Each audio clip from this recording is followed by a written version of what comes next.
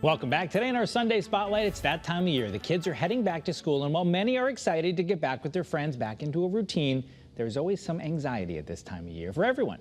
Here to talk about how to temper that, Dr. Laura Saunders, a psychologist who works at the Institute of Living. Welcome. Thanks for being with us. Thank you for having me. So anxiety, it sounds like I almost want to say a dirty word.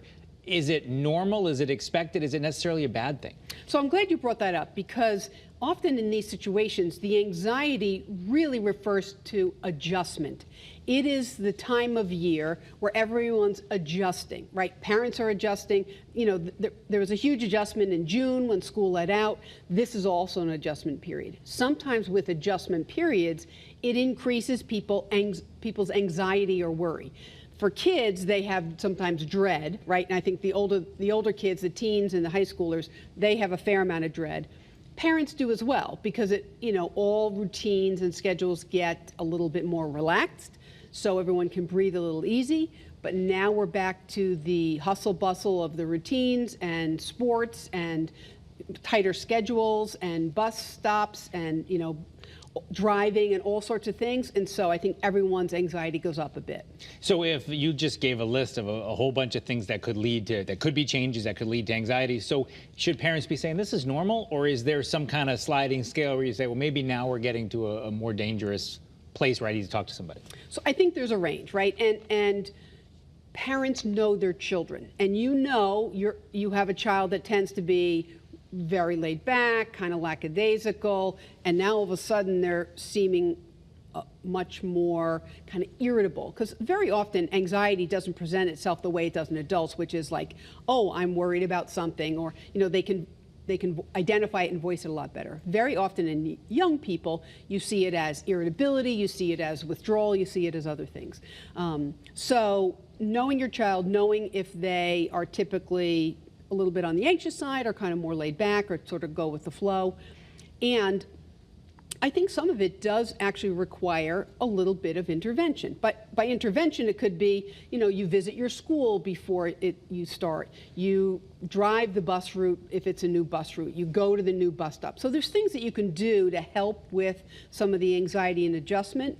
I get concerned when the anxiety or the adjustment is prolonged and or interferes with their functioning over a period of time. And I'm not usually talking days, I'm talking weeks. So, you would see some of that adjustment, those adjustment difficulties, you would have seen them in the spring, and you might see them now, and they might even continue into the fall. So that's the warning signs to look for when it's beyond normal. But of course, it is normal to have some of these sort of feelings. So as a parent, what can we do to try to temper it or try to help the child deal with it?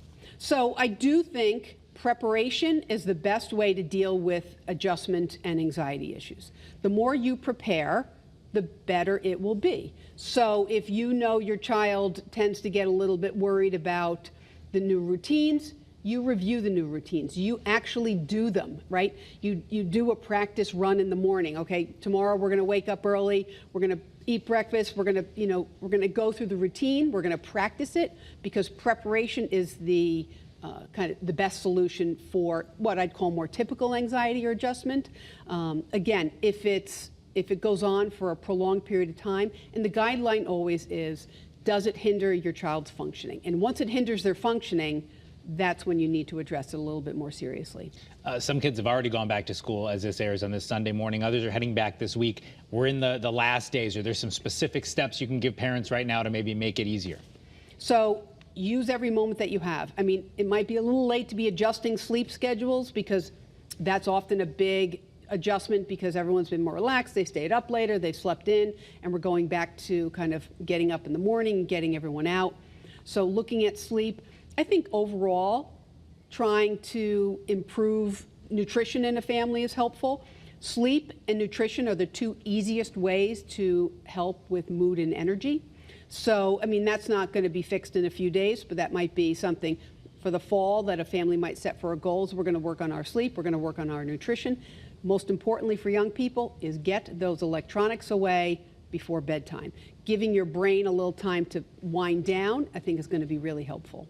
What about the idea of parents continuing to participate once the kids go back to school? I know that's a big thing with you, is that time and attention from parents is huge, and participating in school is one way to give it. Right. So it really is a parent's responsibility, A, to get their child to school, because that sometimes is an issue, B, to be involved in the school. So all the research on school achievement really shows that parent involvement plays a very significant role. So I do feel like it's parents' responsibility to be involved in school as much as possible, and to know that if you have a child that has a vulnerability, anxiety issues, behavioral issues, learning issues, if your child has a vulnerability, it is on you to be the advocate, to be a little bit of that squeaky wheel, to let the school know what your concerns are, to talk to the school support personnel, to get testing if that's needed, to be the squeaky wheel, to be the advocate, and to be involved as much as possible. Only about a minute left, but what about if you've taken that next jump and dropped your kid off at a dorm over the last few weeks, or you're about to?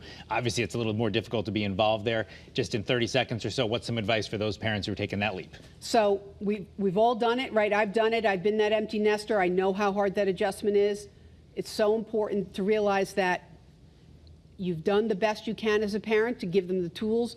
Do not run to rescue them right away. Let them figure it out and solve it. But also, this is the time for you to reconnect with friends, reconnect with your spouse, find a new hobby, do things to fill your time.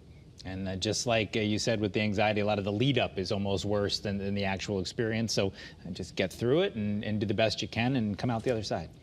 The best thing to do is identify what's going on, find something to do, talk about it with friends. There's lots of people out there struggling. Just reach out to other people. Such great advice. Hopefully put some of our viewers at ease. Dr. Laura Saunders, thanks so much for being with us on CT25. Thank you. That is CT25 for this week. CBS Sunday Morning is coming up next. Have a great rest of your weekend. We will, of course, meet you back here in Studio A next Sunday morning.